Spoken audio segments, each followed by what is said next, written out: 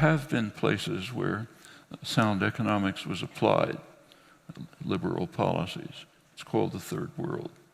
And it's not an accident. You take a look at the global South. One country developed, Japan, the one country that was not colonized.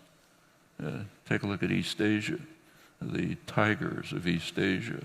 One exception, the one that was conquered by the United States, 1898, with a couple 100,000 people killed and stays semi-colonized, not part of the Asian tiger explosion of industrialization. The pattern is just uniform, but somehow hasn't entered economic theory. Wonder why. You're an economist. Well, the reason why it never entered economic theory was because economics in universities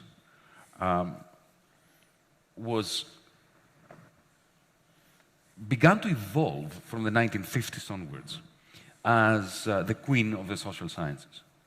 And what gave discursive power and monopoly power within the academic environment to economics was the claim that it was the only social theory which was peddling universal truths to be proven by mathematical means.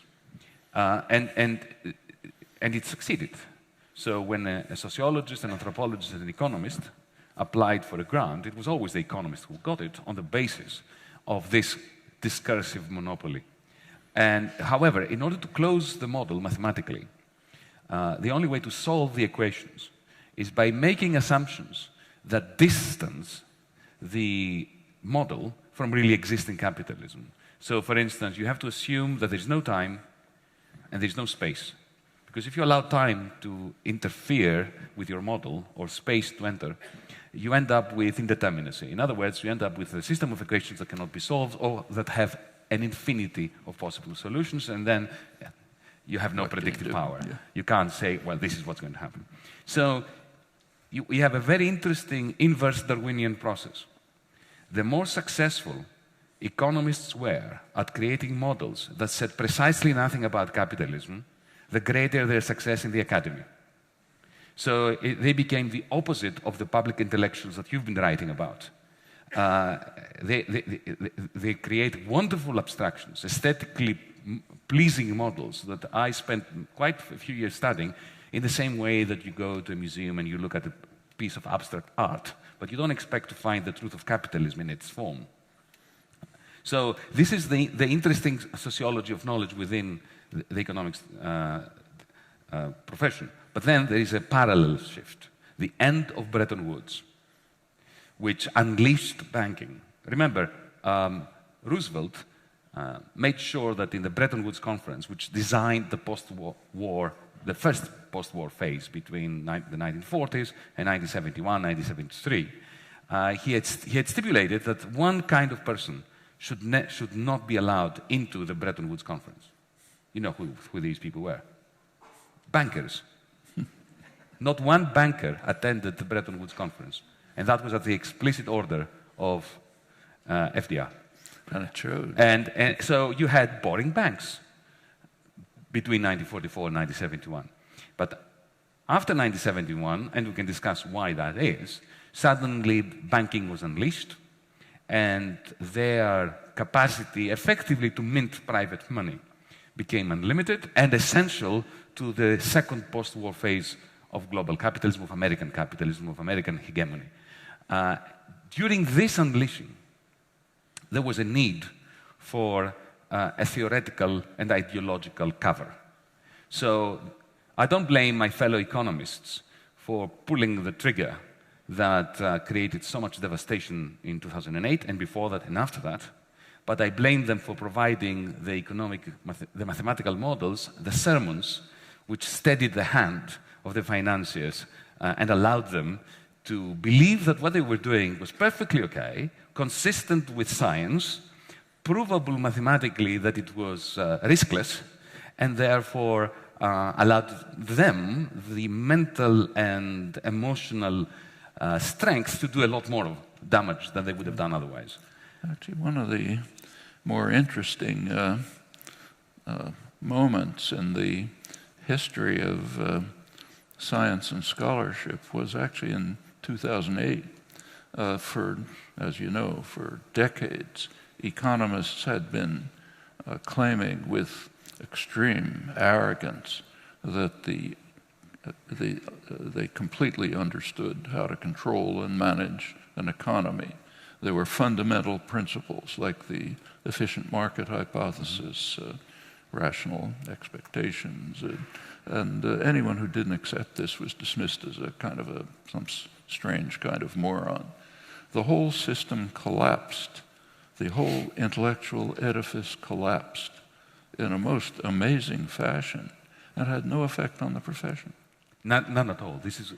Well, it did have. It had the effect that sometimes, when we're driving on a freeway, and I usually go well above the speed limit, condemned if you will, and I get stopped by the police, for the next 20 minutes I drive below the speed limit, but it doesn't last for more than 20 minutes. Then after a while I just go back to where I was. This is exactly like the economics profession. They had a brief moment of... some did, but... Some. Or at least of being a bit humble and staying, keeping their heads under the parapet for a bit. But then within 20 minutes they forgot about it and they carried on teaching the same rubbish to their students. But what is interesting, Noam, is that two small points. It's not that the economists went headlong into this mathematized religion, because that's what it is. It's a religion with equations and with a bit of bad statistics.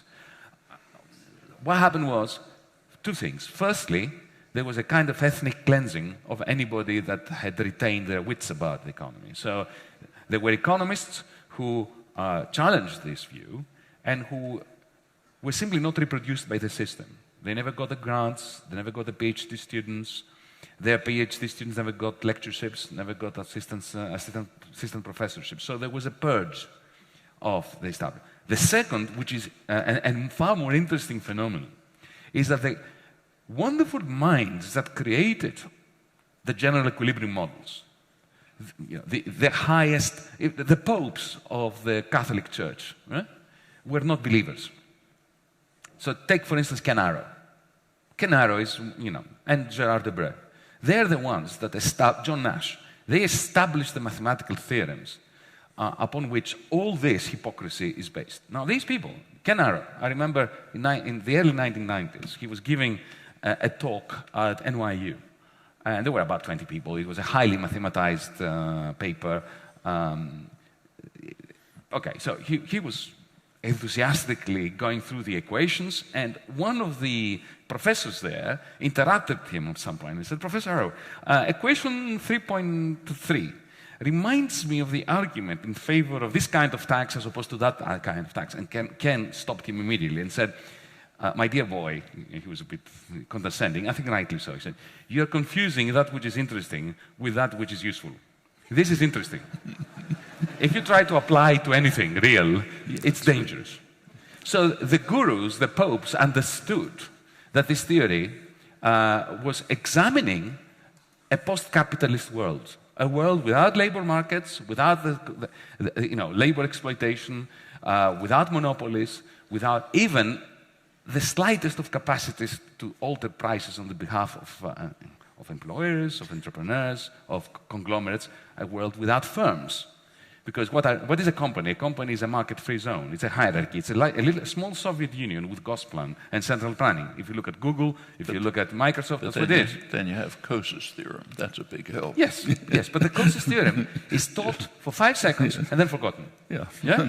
In order to make them feel that they've said something about the reason why firms exist. Yeah. But then in those models that produce the macroeconomic policies that were applied even under Clinton, especially under Clinton, there are no firms. There's no time, no firms, no space. Everybody resides on the same point in space so that there are no costs of transport or anything like that. So imagine a world in which economic policy is predicated upon models that assume there is no time, space, firms, profit, or economic rent. Or monopolies. It's time to get really scared.